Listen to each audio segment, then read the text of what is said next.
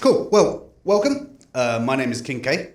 Today I'll be interviewing the cast, the crew, and the creators of No Ordinary Man, which is a short film being released very soon. Right now we're going through the promotional side, also looking at interest in how it's going to be released, if I'm not wrong. Excellent. So, first of all, do you mind introducing yourself? Yeah, no, of course. I'm Rai Singh. I'm the producer of the project. Just overall producer of the project. But, you know, when we're on set and stuff like that, you do tend out to help out in other areas. Sure. So pretty much just like a helper as well. Excellent. But yeah, I'm Rai Singh. Excellent. What led you to this project? I mean, what attracted you to No Ordinary Man? I mean, from what I understand, the director, Rahib Ahmed, this is his first directorial debut. Yeah. I mean, what was it that interested you? Was it the script? Was it the people that you were working with? Was it the concept? What intrigued you in the first place? So how it actually happened was I was actually approached by Rahib. He got in contact with Urban Lens Visuals, which is my production company. Urban Lens Visuals. Cool. Yeah, so he got in contact with me and he said, listen, I need a producer for a short film project that I'm working on. I said, okay, cool. Let's meet up. Let's talk it through and we can see what we can do. And when we did meet up, you know, I know Rahib, he loves his shisha spots, so. He does. Yeah. So we met up at a shisha spot and we sat down, he gave me the script, went through the script. I was in love with it. I felt like it was a script that has so much potential to be so much more than just a short film. Yeah. And that's why I fell in love with it, because I love progression. And that's what kind of drew me into the project. Sure. As we went on, you know, more things unfolded. We started getting assembling the team, doing all the pre-production for the project, and just starting to build like a treatment, a brilliant treatment that was going to enable us to be able to film on production sets safely as well during the COVID times. Because around about that time when we were filming, I think it was around about it was like summertime last year. Last year, yeah. So once we got all that sorted and stuff like that, we needed a COVID officer, this, that, and the other. And that's what kind of drew me in, just the storyline itself and the progression of the short film and where it can take us and where we can take it, you know? Sure. Yeah. So was it already set to be a short film, or from what I understand when I spoke to Rahib, he had the idea of possibly even making it into a featurette? Yeah. Because as you mentioned, because it's got the potential to go any bigger. Yeah, of course.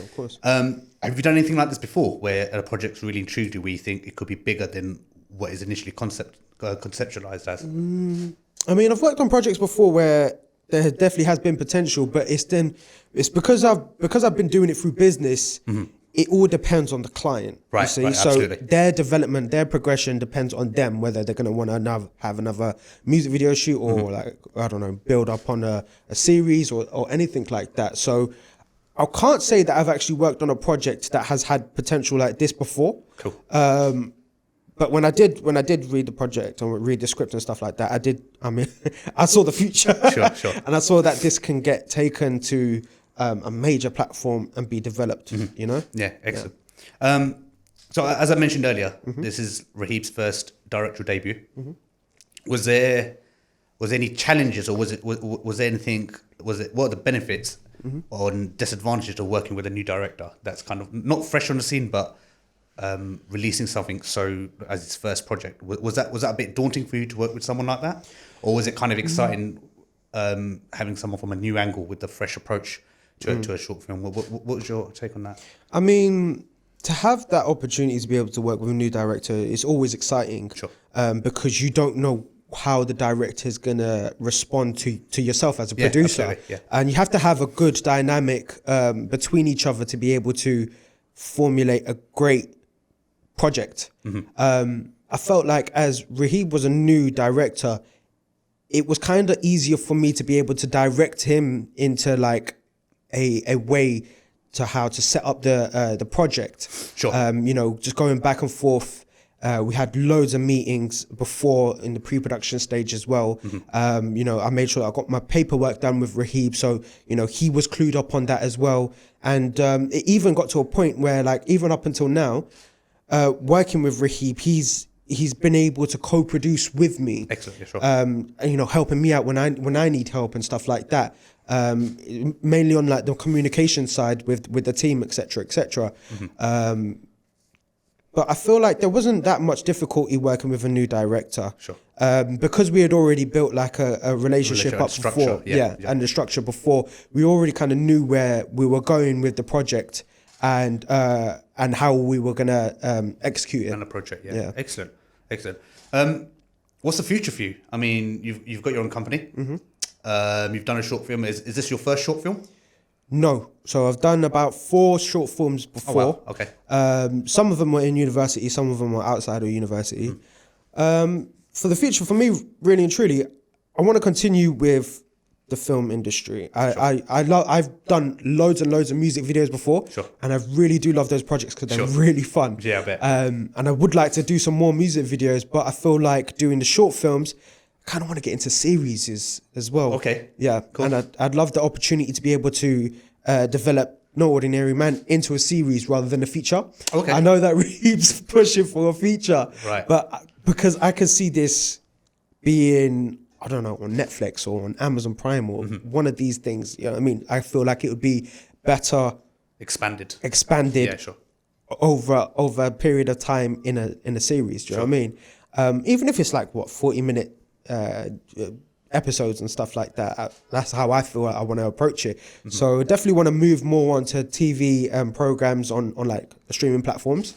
Whilst doing that, I'd love to work on a feature film as well. I think that would be brilliant. Awesome. I mean, are you kind of stuck in the producer's role, or have you kind of had dreams of maybe acting a little bit, maybe doing sound design or being director of photography? Have you thought about expanding into anything else? Because I've been doing this like for quite some time now. I've been doing it for about 6-7 years now. I've had the opportunity to work in different roles. Now, when I first started up my business, I was pretty much doing everything by myself. Right. Okay. So I was like DOP, I was directing, I was producing it, I was editing it, I was sound designing, this, that, and the other, you know. So I have got experience in other fields. And, you know, I've worked on some bigger projects where I've had roles that are like just grip or gaffer or this, that, and the other. So I do understand other roles, and I feel like through the experience that I've gained through other projects, I can be quite a versatile character in any kind of production. Yeah, sure. But when it came to this project, and especially over the shooting days, it made me realize that I do work at my best as a producer. Okay. That's where your skills best translate. Yeah. Sure. I feel like you need to have a big, strong personality to be able to take on a producing role. Yeah, absolutely. And I'd like to think that I feel that. You need to have that confidence, absolutely, to hold it down. Yeah. So, I mean, do you like the idea of working on a smaller production where you can have a little bit more input in other areas, or as you say, you like being a producer more? Would you prefer to be on, say, a production where your role is a bit more refined to that specific role, or do you kind of like working as a part of a bigger team throughout the whole thing, not just as yourself as a producer, but as part of the filming team? Are you quite happy to kind of would you like to have like a little bit input across the board, or would you like to have more refined position on what you should be doing? Oh no, yeah, definitely. You know what, having input, it basically offers a different kind of perspective on somebody else's job role. Sure. Like I said, because I've got a little bit of experience here and there in other roles, if I can offer advice to somebody else in maybe a DOP role or maybe an editor's role or this, that, a colorist's role or something like that, then anything to help them, that's going to make the whole project a lot better. Yeah, absolutely. Yeah. But in terms of working on bigger and small productions or in production teams or crew casts, etc., I do like having a small cast, but I feel like I would be more utilized in a larger, more specific crew and cast. Sure. In a production team, only because, especially on this project, yes, I was producing, but I also did like the promo. I made the film cover. Sure. And you know, I had to do some graphic design work, etc. I was kind of gaffering on set as well, helping out and stuff with the DOP. I was kind of like grip as well on set as well, because we had a team, but we just didn't have a big enough team. And of course. Yeah. we didn't want to have a big enough team because That's more in the budget, and I think, exactly. But I mean, the team was absolutely brilliant. Excellent. Absolutely brilliant. Yeah. Excellent.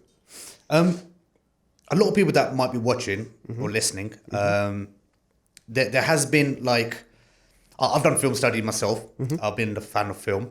Now, over the longest period, probably in the last 30, 40 years, there's been like who's more in charge on set, producer or the director? Yeah. Now, in the 60s and 70s, the director was the top guy. You know, you got George Lucas and you've got Scorsese's and everyone else, where the director took full control. Like, he was the king, he does everything, controls everything, actors, everything. But as time went on, producers got more and more involved, and producers, who they get involved, for example, they get this cast or this crew and this studio, that really plays a bigger effect into it. Could you break down what the actual difference is between a producer and a director? Because a lot of people may confuse them as the same thing, but there is some very specific differences. Is there any way you can kind of differentiate what's difference between a producer and a director? Of course. I feel like the director's main job is the aesthetic of the film. Yeah. Dealing with the cast, making sure that the whole aesthetic of the film is carried out and is competent throughout the whole project. For a producer, it's all about the logistics, organizational skills, making sure that you're getting the best out of your team, even including your director, organizing the shoot locations, this, that, and the other, making sure that everything in the whole production goes smoothly. So it makes it easier for the director to do their job. Sure. So I do get what you mean when you say that, like, the directors are at the top and stuff, but I feel like the director and the producer are on par. Yeah. You can't have a director and not Without have a producer. I agree. Yeah. Because, I mean, I've been in situations where I've had to produce and direct at the same time, and it just brings a load of stress on your head, and that's not something that you want to do when you're trying to be creative. Sure. As a director, you've got to be creative. You need to see things before it even happens. Yeah, absolutely. And I feel like we're working on this project. Rahib had that opportunity to be able to not have to stress about the logistics of the project, and he could just carry out his creative vision for the short film. So that's what I'd say. Awesome. Yeah, because as the whole thing is like a lot of, there has always been like a bit of a funny, I mean, over the time it has changed because the role of film and the positions in film have changed a lot. So thank you for clarifying that. A lot of people didn't completely understand that. Yeah. Thank you for taking your time, speak to us. Fun. Good luck in the future. Look forward to seeing the film. Yeah. I haven't seen the trailer yet, but I'm going to see it as soon as we've done this. It's going to be awesome. And hopefully, in the future, we get to speak after the film's turned into a series on Amazon or something. Definitely. Fingers crossed. I look forward to it. Thank you again, man. Thank you very much, my friend. Appreciate it. Cheers.